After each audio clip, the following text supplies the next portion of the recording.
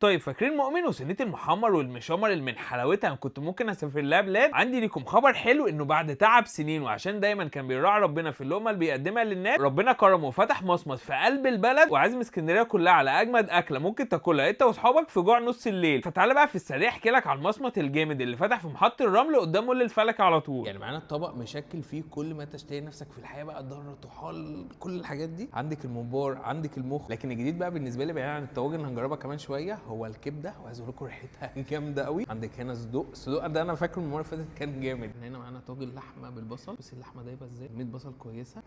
التسبيكه بتاعت الصلصه حلوه، لحمه بايشه خطير. تعالوا بقى ايه، ناخد شويه كبده كده. الكبده دي اصلا هو بيعملها الريحه بتاعتها كانت عظيمه.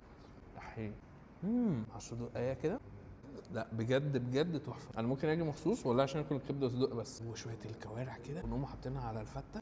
عذرا لاصحاب القلوب الضعيفه. شويه فته بالخل والثوم. تعالى نجرب الفرايد نخاع. اصلا يعني احنا في محطه الرمل بقى لازم تبقى حاجات فرايد. نخاع بيدوب، نشوف المخ كده هيدوب ولا لا. بيدوب اكتر. العب.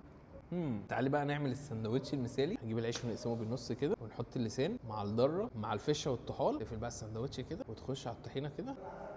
والله يا جدعان بدون مبالغه من احلى 3 مصامت انا دقتهم في مصر كلها عموما. نخش بقى على طاجن الكوارع ده، بس كميه الكوارع فيه كويسه. في نخاع هنا انا شايف. احيي. واخر حاجه بقى نجربها هو الطاجن الجامد. واحنا هنا معانا لحمه، في نخاع، في بهاريز، في حلالي. 10 على 10.